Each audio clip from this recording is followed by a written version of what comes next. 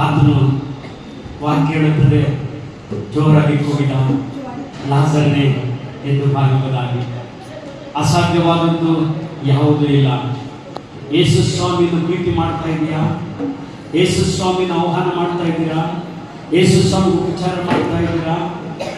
ನೀವು ಹೇಳ್ಬೋದು, 2025 ವರ್ಷಗಳಿಂದ ನಡೆದಿದೆಯಾ?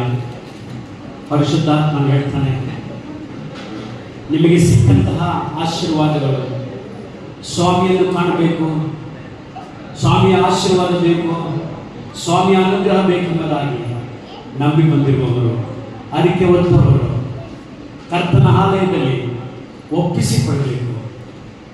ದೇವರೇ, ಅವರಿಗಿದ್ದಂಥ ಪ್ರೀತಿ ನಮಗೆ ಕೊಡು, ಅವರಿಗಿದ್ದಂತಹ ಭಯಭಕ್ತಿ ನಮಗೆ ಕೊಡು. ನಿನ್ನ ಪಾದ ಸನ್ನಿಧಾನದಲ್ಲಿ ಕುಳಿತುಕೊಂಡು ವಾಕ್ಯ ಕೇಳ್ತಾ ಇರಪ್ಪ. ನಿನ್ನ ಪವಿತ್ರಾಲಯದಲ್ಲಿ ನಾವು ಸಹ ನಮ್ರತೆಯಿಂದ, ಶ್ರದ್ಧೆಯಿಂದ, ಭಯಭಕ್ತಿಯಿಂದ ನಿನ್ನ ಆರಾಧನೆ ಮಾಡುತ್ತಾ, ನಿನ್ನ ವಾಕ್ಯವನ್ನು ಕೇಳುತ್ತಾ ನಮ್ಮ ಜೀವಿತಗಳನ್ನು ಕಟ್ಟಿಕೊಳ್ಳುವ ಹಾಗೆ ನಮಗೆ ಸಹಾಯ ಮಾಡು. ಮಾತಳ ಕೂಗನ್ನು ಕೇಳಿದ್ದೀಯಾ? ಮರಿಯಳ ಕೂಗನ್ನು ಕೇಳಿದ್ದೀಯಾ?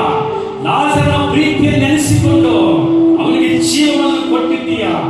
ಆತ್ಮಿಕ ರೀತಿಯಲ್ಲಿ ಬಿದ್ದು ಹೋಗಿರುವಂತಹ ಯಾರೇ ಇಲ್ಲಿ ಕುಳಿತಿದ್ದರೂ ಸಹ ಶಾರೀರಿಕವಾಗಿ ಜೀವಿತ ಅಧೋಗತಿಯಲ್ಲಿ ಆಗಿ ಹೋಗುತ್ತಿದ್ದರೂ ಸಹ ನೀನು ನಂಬಿದರೆ ಆತನನ್ನು ದೃಷ್ಟಿಸಿ ನೋಡಿದರೆ ನೀನು ಮಹಿಮೆ ಕಾಣುತ್ತೀಯ. ಅದ್ಭುತಗಳು ನಿನ್ನ ಜೀವನದಲ್ಲಿ ನಡೆಯುತ್ತವೆ. ಭಕ್ತನಾದ ಆಸಾಫನು ಕೀರ್ತನೆಯಲ್ಲಿ ಒಂದು ಮಾತು ಹೇಳುತ್ತಾನೆ. 51ನೇ ಕೀರ್ತನೆ 15ನೇ ವಾಕ್ಯದಲ್ಲಿ, ಮರಿಯಳ ರೀತಿಯಲ್ಲಿ, ಮಕ್ಕಳ ರೀತಿಯಲ್ಲಿ ಅಲ್ಲಿ ಅದು ಹೇಳುತ್ತಾನು, ಕಷ್ಟದ ಸಮಯದಲ್ಲಿ ನಾವು ಯಾರನ್ನು ಕರೆಯಬೇಕು? ಯೇಸುವನ್ನು, ದೇವರನ್ನು ಕರೆಯಬೇಕು. ಕರೆಯುವಾಗ ಆತನು ಬರಲಿಕ್ಕೆ ಶಕ್ತನಾಗಿದ್ದಾನೆ. ಈ ಮಧ್ಯಾಹ್ನದ ಸಮಯದಲ್ಲಿ ಕುಳಿತಿರುವವರು ಯಾರಾದರೂ ಕಷ್ಟ ಎಂಬುದಾಗಿದೆಯಾ?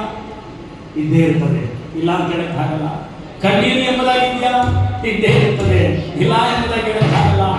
ಯಾವುದೋ ಒಂದು ಭಯ ಭೀತಿ ಎಂಬುದಾಗಿದ್ದೆ ಇದ್ದೇ ಇರ್ತದೆ. ಅದು ಹೇಳುತ್ತಾ ಇದ್ದಾನೆ. ಎಷ್ಟೋ ಜನರು ಸತ್ಯವೇದದಲ್ಲಿ, ಎಷ್ಟೋ ಸೇವಕರು ಆತನನ್ನು ಕರೆದಾಗ ಆತನು ಪ್ರತ್ಯಕ್ಷನಾದನು. ಅವರ ಕಷ್ಟಕ್ಕೆ ಸದುತ್ತರವನ್ನು, ಪರಿಹಾರವನ್ನು ಕೊಟ್ಟಿದ್ದನ್ನು ನಾವು ವಾಕ್ಯದಲ್ಲಿ ನೋಡುತ್ತಾ ಇದ್ದೇವೆ. ಅಕ್ಕ, ಅಣ್ಣ, ತಮ್ಮ, ತಂಗಿ, ನಮಗೆ ಯಾವುದಾದರೂ ಕಷ್ಟ, ಹಣದ ಸಮಸ್ಯೆ ಇದೆಯಾ? ಸೇವಕರಾಗಿರುವಾಗ ಸೇವಕರಲ್ಲಿ ಒಂದು ವೇಳೆ